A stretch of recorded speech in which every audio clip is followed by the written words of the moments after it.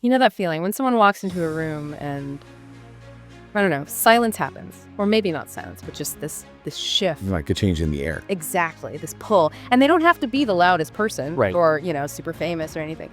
But they just are. They've got this presence. Like the air around them feels different, maybe heavier, but like you said, in a good way, kind of gravity. Right. That's a good way to put it, gravity. And it's this, well, intangible thing, isn't it? It really is what some people call unshakable presence or quiet power. It's fascinating how someone can just grab attention, not by yelling for it, but just by being. Totally. And I think for a long time, many of us, myself included, just thought, okay, well, you either have that or you don't. Like it's some kind of magic gift you're born with. Yeah, exactly. But the source material we've been digging into for this deep dive, it paints a really different picture.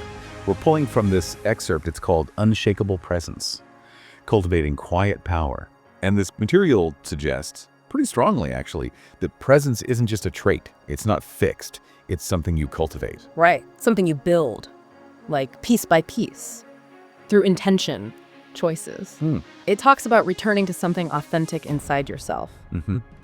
So our mission today for this deep dive is to really unpack what this source says that presence actually is. What are the bits and pieces? And maybe more importantly, what does it say are the practical ways you can actually build it in your own life? It feels like it's less about, performance. Yeah, less outward show. And more about like internal architecture, building something solid inside. Precisely. Shall we dig in? Let's do it. Okay, so the very first hurdle, the first big trap this material really puts a spotlight on, calls it the approval trap. Ah, yes. That one. It's pervasive, isn't it? And often we don't even realize we're caught in it. So true. And the description in the source is just so relatable. It's that deep down need for everyone to like you. Oh, yeah. And it shows up in all sorts of ways, right? Like constantly feeling you have to over-explain yourself, justifying choices maybe no one even questioned. Or, okay, this one's super modern. Always being the first one to text back, like instantly. Because you want that little ping of connection, that validation. Exactly. It's that energy you're putting out, kind of subtly saying, please like me. Please approve. Tell me I'm okay. And the source material, it doesn't pull any punches. It calls this whole validation chase a trap. A serious drain. It suggests the consequence is huge.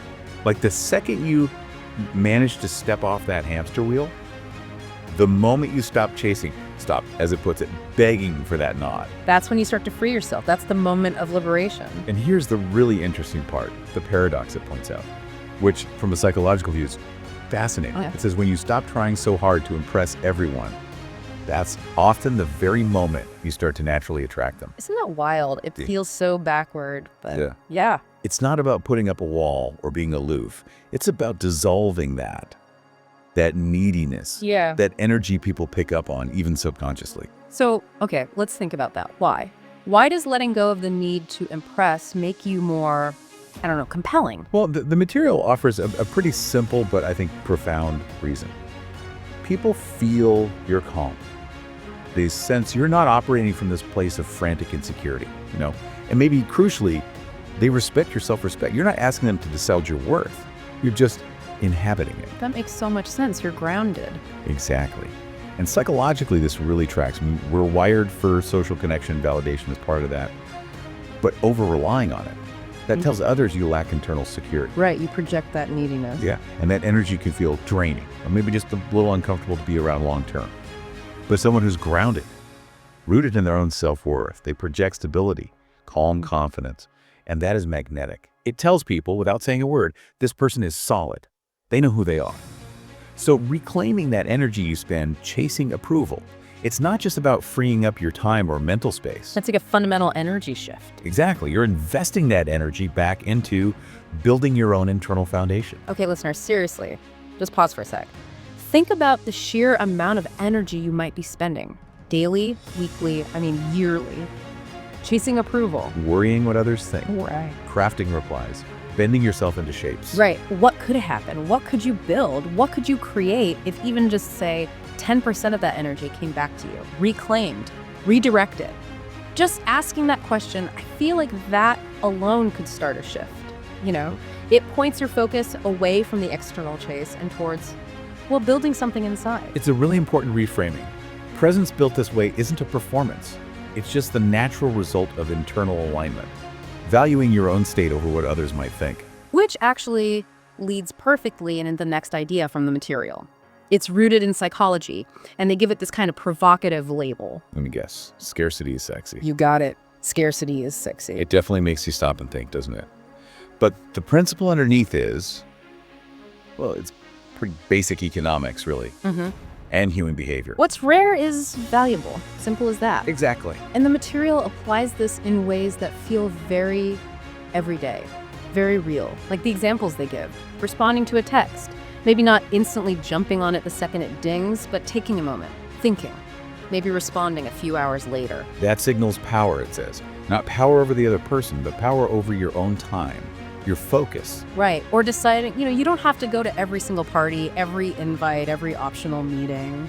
Yeah, that doesn't make you antisocial. It creates intrigue. It shows you have your own priorities, that your time is valuable, and you're choosing where to put it. And the source is careful here. It makes this point clear. This isn't about being cold. No, not playing games. Or being deliberately hard to reach. It's about being focused. It's about knowing that your time, your energy, your full attention, it's finite.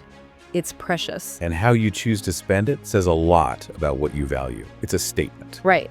And the outcome, according to the material, when you genuinely start valuing your own time and energy more than maybe others' immediate expectations, people feel that. They get it on a deeper level. Your presence isn't cheap. It's not endlessly available. And they feel that when you are present, it's a conscious choice. Yeah. And yet the source does suggest this shift can actually lead to others maybe putting in more effort. It uses the word chasing lightly. But not because you're playing hard to get. No, because you've shown your get is actually worth the effort.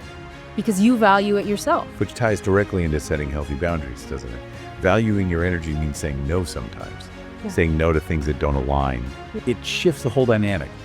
You go from being passively available, maybe taken for granted, to being active, intentional. Yeah. You're essentially teaching people how to value you by showing you value yourself. It's not manipulation. Oh, it's integrity, it's self-respect, which loops right back to escaping that approval trap, right? If you don't need everyone's okay, you're free to set boundaries that actually work for you. So think about it again, listener.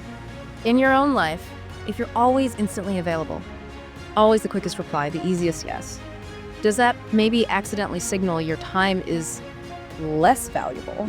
Because it's just always there. Again, it's not about faking scarcity. No, it's about honoring your own resources and communicating that value, maybe just by how you operate.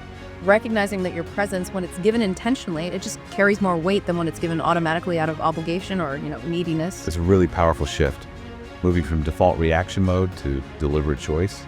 How you spend your time, your energy, non-renewable stuff. And that feels different to you and to everyone else. Okay, let's shift gears a bit to a different dimension of presence this material talks about, which is just as fundamental but maybe overlooked sometimes. The physical side. The body. This powerful idea that your body is communicating way before you even say a word. Absolutely. Nonverbal stuff often hits first and harder than the words themselves. How we stand, how we hold ourselves, the tension or ease.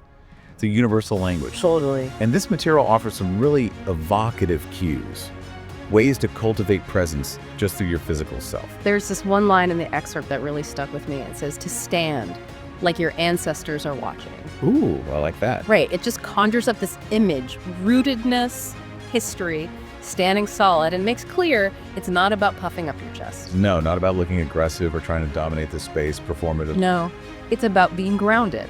It's quiet strength, but expressed physically. Shoulders back open, not hunched over. Chin neutral, not jutting out, not tucked down. Calm hands.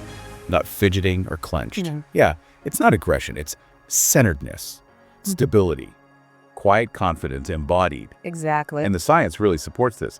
Body language isn't just output. It affects your internal state big time. Standing open, grounded, people call them power poses. But this framing feels deeper. Yeah, less about power over. Right. It doesn't just look confident. It can actually change your body chemistry. Reduce stress hormones like cortisol, maybe boost confidence-related ones, standing taller, breathing deeper into your belly. These physical things reinforce feeling stable, present. It's a feedback loop.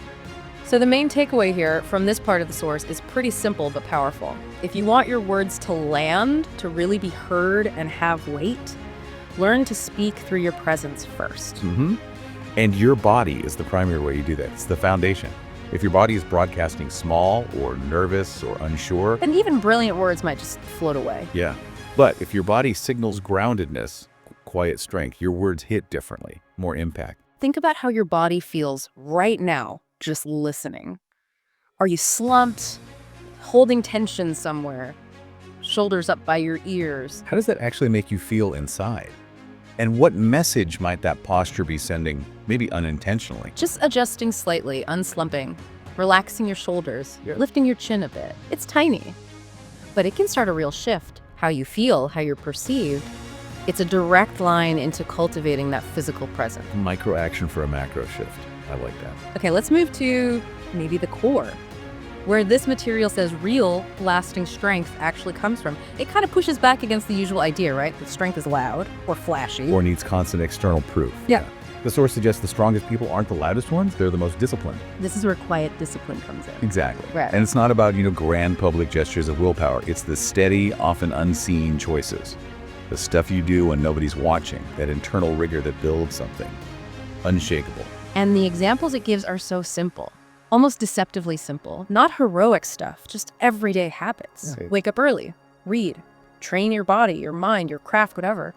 Build something, a skill, a project, a habit. And the material frames these not just as good habits, but as real choices. Yes, the emphasis on choice is huge. Actively choosing discipline over distraction. Growth over just staying comfortable. Intention over just coasting. These aren't passive things, they're active decisions. Yeah. Moment by moment.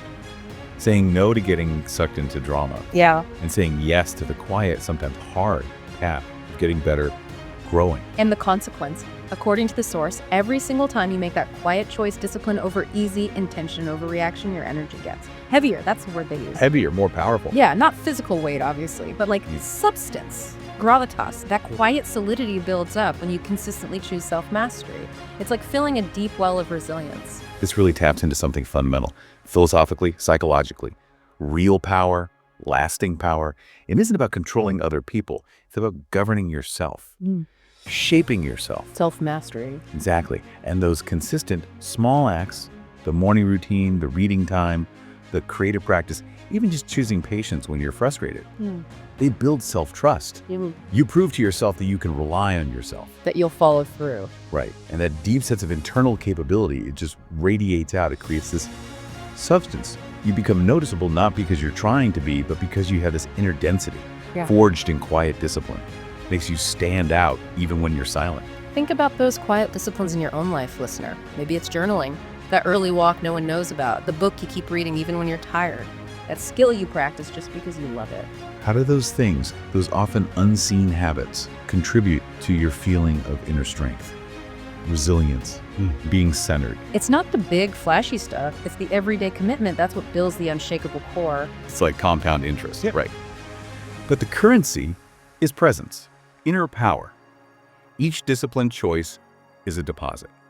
So, okay, let's try and pull all these threads together. We've talked about escaping the approval trap, understanding scarcity and valuing your time, embodying presence physically, forging that inner substance through quiet discipline. What's the big picture? How does it all connect? Well, the material makes it really clear, I think, this whole process. It's not about putting on a mask, not faking confidence. No, fake it till you make it here. Right. It's actually a process of returning to a truer version of yourself, more grounded, less dependent on what's outside. It's like stripping away the neediness, the performance layers. To reveal the solid core that's already there. Yes. And it offers these incredibly simple actions as ways back, ways to cultivate this presence right now in any moment. Like breathe. Breathe deeper, speak slower, move with intention. Yeah, and those aren't just random tips. They're active ways to interrupt those hurried reactive patterns we fall into. Well, deeper breathing calms your nervous system right down. Anchors you here, now. Speaking slower, it gives your thoughts weight. It signals you value what you're saying. Moving with intention. Replaces that frantic energy with something deliberate. Focus. They're like little anchors, physical, mental anchors to help you just inhabit yourself more fully. Exactly. And the outcome, the promise, I guess, that this material holds out, becoming unshakable, becoming that person we talked about at the very beginning. When people notice just for being there. Yeah. Not for what they're doing or saying or wearing, Yeah. but just for the quality of their simple, quiet presence. It's the difference between chasing attention and just having it land on you because of the energy you embody. It's a total shift in focus. Cultivating presence isn't an external goal you chase or prove. It's an internal state, something you build, nurture, embody through all those consistent, conscious choices. It's the quiet power that comes naturally from integrity, self-possession. Beautifully put, yes. So as we wrap up this deep dive into the ideas in unshakable presence, cultivating quiet power, wow, we've covered a lot. From ditching the approval seeking to valuing your own scarcity, grounding yourself physically, and building that core through quiet discipline. It really is a path from needing external validation to finding internal fortitude. Built one choice at a time. Exactly. So here's a final thought for you, listener. Something to mull over based on everything we've unpacked from this source. If presence, this quiet power, really is earned through these small, quiet choices, this consistent discipline, what's just one tiny, maybe seemingly insignificant choice you could make today, right now, that would build just a little bit more of that unshakable energy. Just one small thing, maybe different from your usual pattern, something that aligns with these ideas we talked about. It could be so simple, right? Like taking one deep, conscious breath before reacting to something frustrating. Or waiting just 10 seconds before checking that notification that just popped up. Or maybe just standing a little taller while you listen to the rest of this. The possibilities are everywhere, just waiting for that quiet choice. And if this deep dive resonated, if something clicked or felt important, maybe even necessary, do what the source itself encourages. Share this with someone else, someone you know who might need to hear this message too. Because ultimately, the material leaves us with this powerful idea. Yeah. Presence isn't taught. It's earned.